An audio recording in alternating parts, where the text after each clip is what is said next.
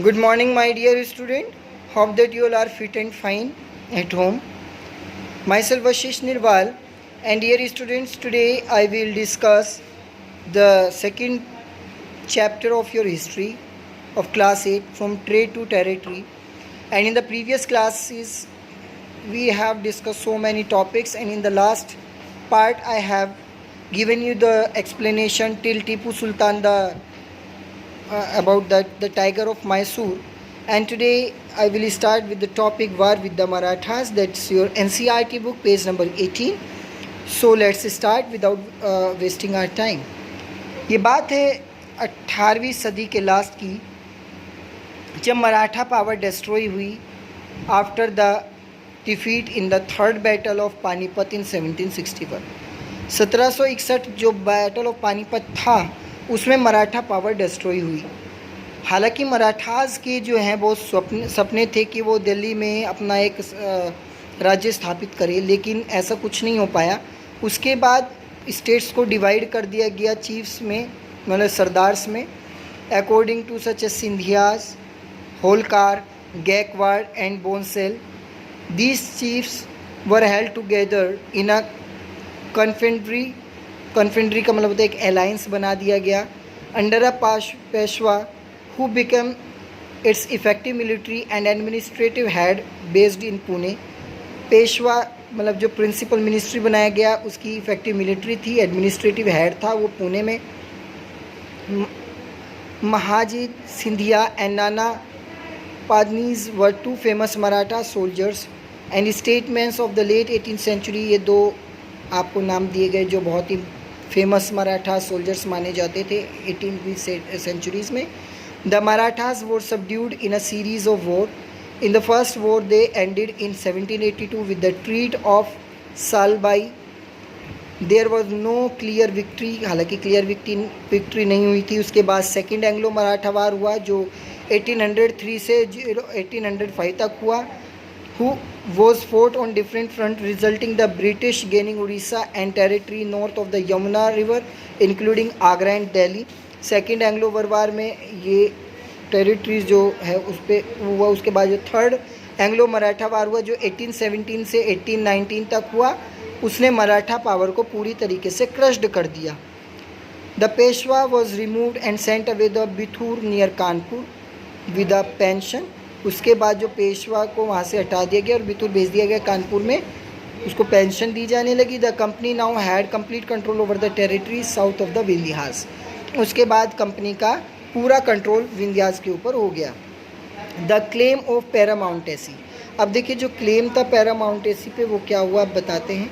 It is clear from the above that from the early 19th century the company pursued an aggressive policy of territorial expansion.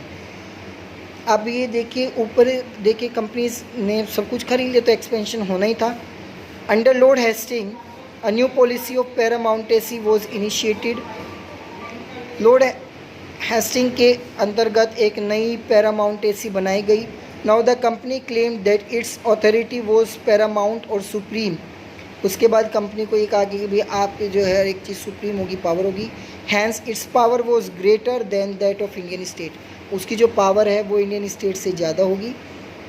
In order to protect its interest it was justified in annexing and threatening to annex any Indian kingdom. This view continued to guide later British policies as well.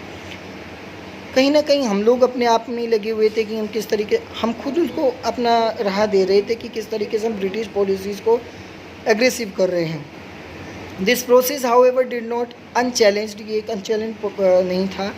For example when the British try to annex the small state of Kittur, तो उस समय जब उन्होंने एक कितूर जो कर्नाटका है आज, वहाँ पे जो एक छोटा सा प्लेस है उसको एनेक्सियस करने की बात थी, तो उस समय जो रानी चन्नामा थी took arms and led an anti British resistance movement. Anti British resistance movement बनाई गई. She was arrested in 1824.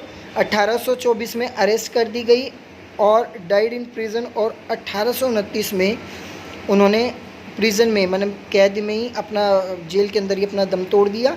But Rayanna a poor chowkidar of Sangolli in Kittur carried on the resistance. और जो एक रान्या था जो एक गरीब चौकीदार था संगोली में, कितूर में, वो carried on their resistance with popular support he destroyed many British camp and record. जिसने एक चौकीदार होने के बावजूद उसने बहुत सारे ब्रिटिशर्स की बहुत सी चीज़ें, रिकॉर्ड जो है वो डिस्ट्रॉय कर दी। ही वॉज कोर्ट, उसको पकड़ लिया गया और सन 1830 में उसको फांसी पर लटका दिया गया। You will read more about several cases of resistance later in the book. अभी और भी बहुत सारी चीज़ें हम बुक के अंदर पढ़ेंगे। In the late 1830s the East India company become worried about Russia. 1830 में जो ईस्ट इंडियन कंपनी है उसको रशिया पे जो है वो बहुत ज़्यादा वरीड हुआ। It imagine that Russia might expand across Asia and enter India from north west. उसको उन्होंने लगा कि जो है रशिया अपने आप को एक्सपेंड करेगी एशिया में और फिर वो नॉर्थ वेस्ट से जो है इंडिया के अंदर एंटर कर पाएगी।